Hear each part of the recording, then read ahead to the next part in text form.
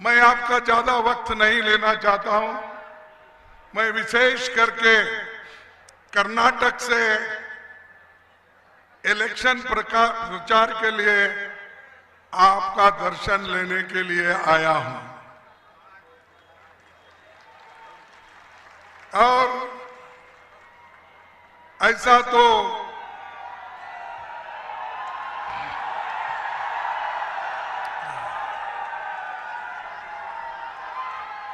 बैठिए, वो भी आएंगे, शांति से सुनिए। वो आने के बाद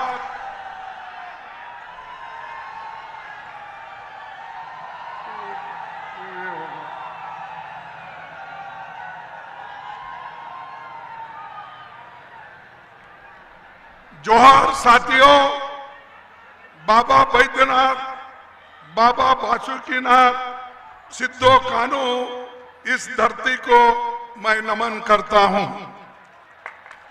1857 की लड़ाई से भी पहले झारखंड के आदिवासी भाइयों और बहनों ने 1855 में हूल क्रांति की थी।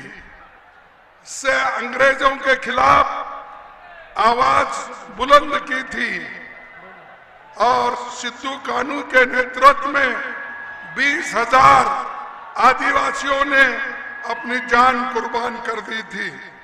इस मौके पर सिद्धू नारा दिया था, करो या मरो, अंग्रेजों हमारी माटी छोड़ो। ये उनका नारा था और यहाँ के आदिवासी वो लड़ाई लड़े। ऐसी ही आज देश में हर एक तरफ आवाज उठ रही है कि भाजपा हमारी माटी छोड़ो। और उसके अलावा क्यों ये नहीं आ रहा है, उसके अलावा अंग्रेजों ने आदिवासियों की जल, जंगल, जमीन पर कब्जा करने की कोशिश की। भ्रष्ट जमींदारों की फौज तैयार की जो लोगों से जबरन कई गुना लगान वसूलने का काम करती थी। पिछले 10 साल में मोदी जी ने भी अंग्रेज की तरह झारखंड की जल, जंगल, जमीन पर कड़ा प्रहार किया है। देश के सारे जरूरी जल, जंगल और जमीन अपने करीबी 20-25 मित्रों को उन्होंने देकर रखा है। और इस देश में जितने भी पोर्ट है, एयरपोर्ट है, रोड है, हाईवे है, रेल है, सारे बड़े बड़े पब्लिक सेक्टर्स जो पंडित जवाहरलाल नेहरू जी के जमाने में तैयार हो गए थे, वो एक एक करके मोदी जी बेच रहे हैं। मोदी जी हमेशा यही कहते हैं कि कांग्रेस इस 55 साल में क्या की, लेकिन मैं पूछना चाहता हूं मोदी जी को, और 55 साल का हिसाब तो हम देंगे, तुम 10 साल का हिसाब दो, क्या इस देश के लिए तुमने किया, क्या इस देश के लिए तुमने किया। जो हमने बनाया वो एक एक करके आप बेच के खा रहे हो। शर्माईदार को आप जमीन दे रहे हो, लकड़ी दे रहे हो, पानी दे रहे हो और गरीब जनता को लूट रहे हो। अब लूटने नहीं देंगे। ये लड़ाई आपकी और बीजेपी के खिलाफ है। और जो आदमी बीजेपी का आदमी यहां पर खड़ा हुआ है, अरे जरा बैठो, बैठो चुप। जो आदमी यहां पर से बीजेपी से खड़ा है और यहां से हमारे यादव जी कहां गए, वहां गए क्या यादव जी, जो प्रदीप यादव, जो एक बहुत ही मजबूत नेता को हमने आपको दिया है, उसको आप चुन के लाना चाहिए और मोदी को बताना भाई आपका नहीं चलेगा और हमारा जो प्रदीप यादव है इसको हम चुन के भेजेंगे।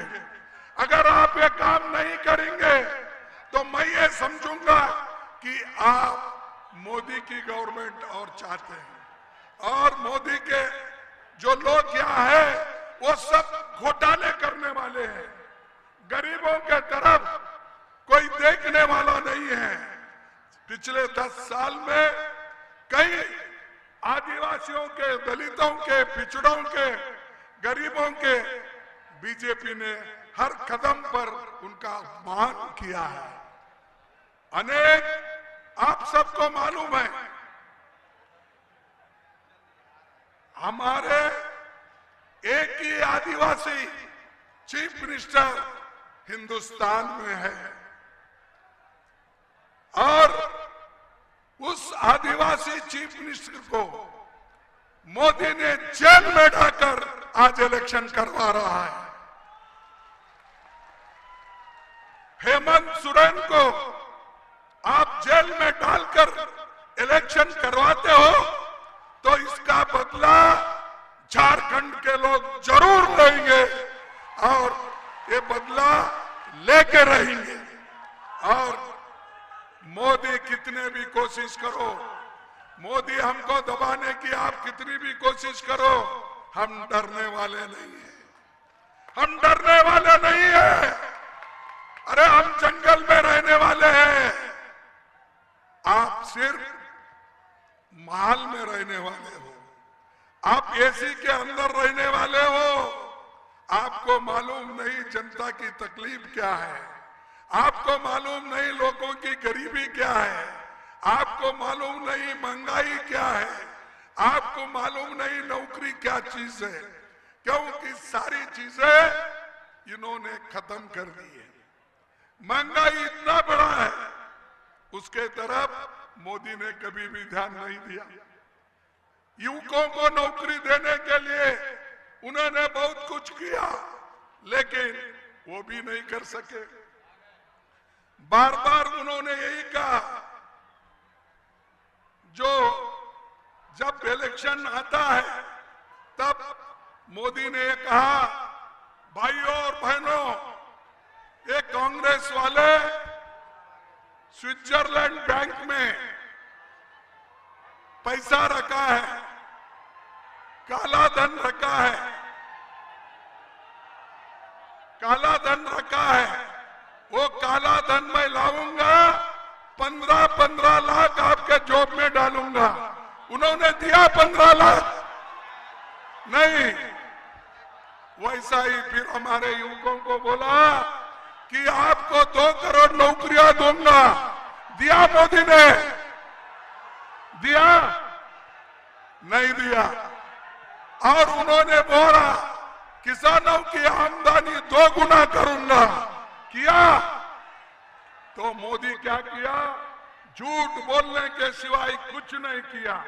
इसीलिए मैं हमेशा बोलता हूं, मोदी जी आप झूठ बोलना बंद करो। तेजस्वी यादव आए हैं, मैं उनका स्वागत करता हूं। गठबंधन के ओर से हम सब लोग मिलकर लड़ रहे हैं। हमारे लड़ाई में वो आगे हैं, हमारे साथ है। उनका मैं तहे दिल से शुक्रिया अदा करता हूं, और उनके लिए हम बहुत देर से इंतजार कर रहे थे, आप लोग भी इंतजार कर रहे थे। वो आए हैं, इसके बाद वो भाषण करेंगे, आप सुनना, तब तक आप शांत रीति से बैठिए। भाइयों, हमने बहुत कुछ कहा,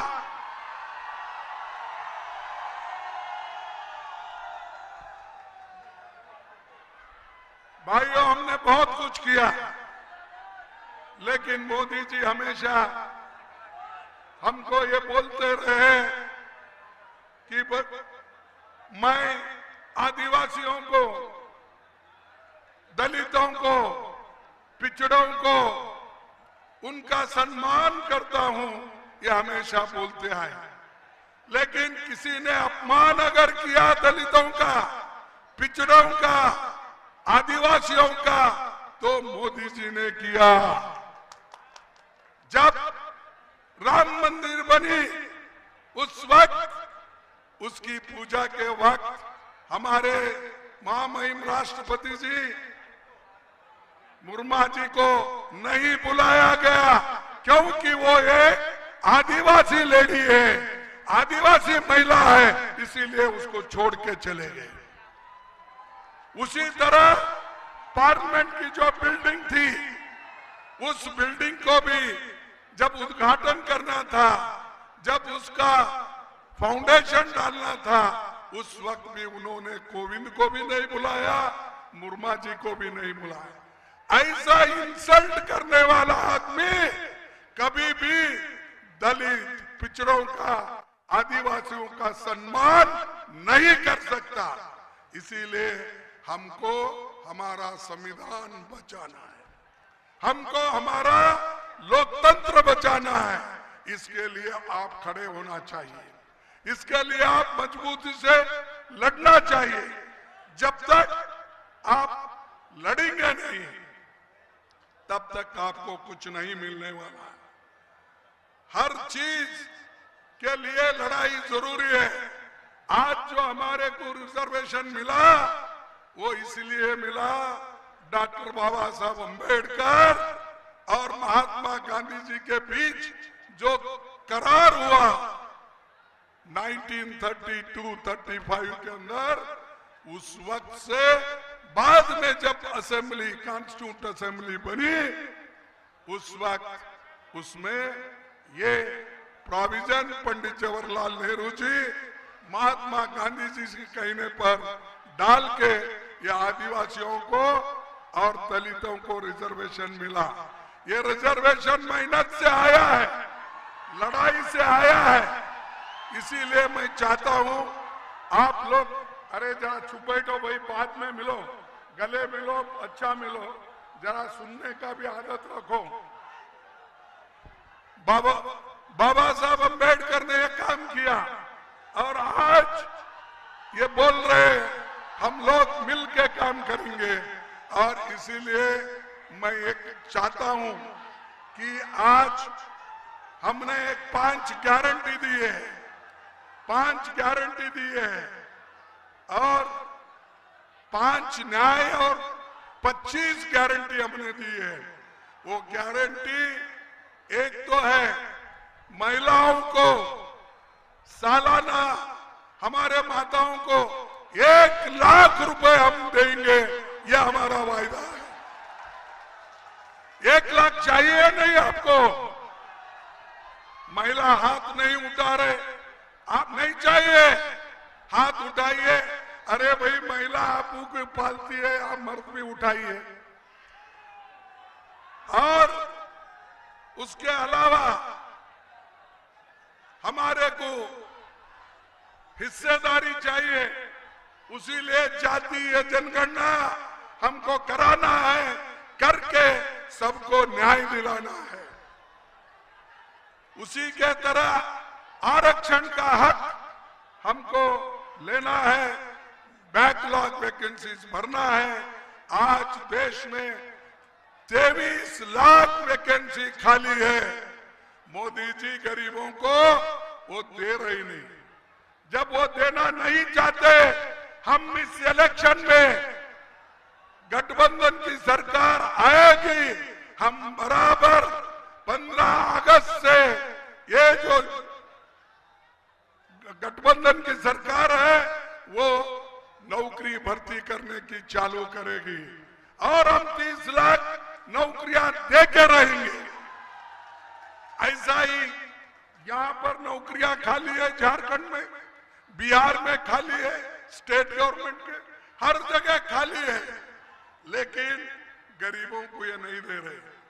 यहां तक आपको मालूम है, मिलिट्री में भर्ती करने के जितने भी सैनिक को नौकरी देना था, वो भी मोदी जी बंद कर दिए और वो अग्निवीर स्कीम लाए। अरे अग्निवीर स्कीम 4 साल के लिए, 40 साल तक वो क्या करे? बेकार होके फिरे, रास्ते पे फिरे। ये आप देखना चाहिए किस तरह से नौजवानों को वो फंसा रहे, किस तरह से दलितों को फंसा रहे, किस तरह से आदिवासियों को फंसा रहे, किस तरह से बैकवर्ड क्लास के लोगों को अति पिछड़े को कैसा फंसाना, यह आपको देना होगा। और इसके लिए आप सब लोग एक होकर लड़ना चाहिए। भाइयों, यूपी सरकार में वन अधिकार कानून बना था, जिसे मोदी सरकार ने कमजोर किया। जंगल काटने और कंपनियों को सौंपने के लिए अनिवार्य सहमति यानी कंसेंट के नियम को भी खत्म करके जल जंगल जमीन पर हमला किया। राहुल गांधी जी ने सरना कोड को भी लागू करने का आश्वासन दिया है, वो हम करके रहेंगे जब हमारी सरकार आएगी। उसी के साथ हम ये कह रहे हैं कि आगे भविष्य में हमारे सभी लोग एक होके चलेंगे और राहुल गांधी जैसा भारत जोड़ो यात्रा कन्याकुमारी से कश्मीर तक की और इस धरती से भी वो यहाँ मणिपुर से महाराष्ट्र तक चले, ये सब आपको मालूम है। हम लड़ने वाले लोग हैं, डरने वाले नहीं। कितने लोगों को ये जेल में डालते देखेंगे आज के दिन में। अरे ऐसे ब्रिटिश सरकार को हम नहीं डरे, ये मोदी को डरेंगे, डरेंगे मोदी को, क्योंकि आप मजबूत हो, डरेंगे नहीं। और ये बार बार डराने की बात करते हैं और बार बार डांट करके ये यही बोलते हैं कि देखो हमारे कांग्रेस वाले हमेशा हिंदू मुसलमान की बात करते हैं। अरे हम लोग कभी किया ही नहीं। सबसे ज्यादा अगर किसी की बात वो करते हैं हिंदू मुसलमान बोलकर, वो तोड़ने की बात करते हैं और हम जोड़ने की बात करते हैं और हम जोड़कर देश को एक रखना चाहते हैं। लेकिन मोदी हमेशा तोड़ते हैं। यहां तक मैंने अहमदाबाद में उसका एक भाषण सुना, उन्होंने कहा, मैं भी वहां था, उन्होंने क्या कहा, ये जातीय जनगणना करके आप लोगों के घर में घुस के एक्सरे कर रहे हैं और एक्सरे करके तुम्हारे पास सोना कितना है, चांदी कितनी है, जमीन कितनी है, जानवर कितने हैं, इसका पूरा हिसाब लेकर ये मुसलमानों को आधा बांटने वाले हैं।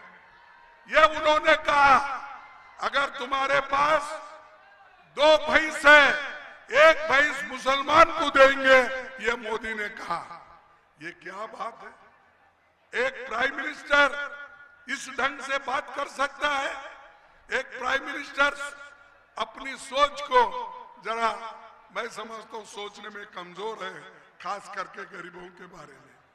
अरे ये देश आजाद हुआ, आजाद हमने करवाया। मोदी साहब अभी आप छोटे बच्चे थे, आप उस वक्त आजादी के लड़ाई में नहीं थे, तुम्हारी आरएसएस नहीं थी, तुम्हारी जनसंघ नहीं थी, तुम सब लोग नौकरी करते फिरे और हमारे लोग लड़ते फिरे, फांसी पे लटकते रहे और हमको सिखाते आप। हमने आपको कुर्सी पे बिठाया क्यों? इस देश का संविधान और लोकतंत्र ये कहता है कि जिसको मेजॉरिटी है उसको दो। हमने दिया, लेकिन उसको आप इतना दुरुपयोग कर रहे हैं, ईडी का, इनकम टैक्स का और ये सीबीआई का, सब उसको अंदर लेकर उसको मजबूत तुम कानून बना लेके लोगों को सब हरासमेंट कर रहे हो, तकलीफ दे रहे हो। अच्छाई के लिए काम करने का छोड़ के संविधान का दुरुपयोग कर रहे हैं। इसीलिए हमारे सामने हमको करना है 4 काम।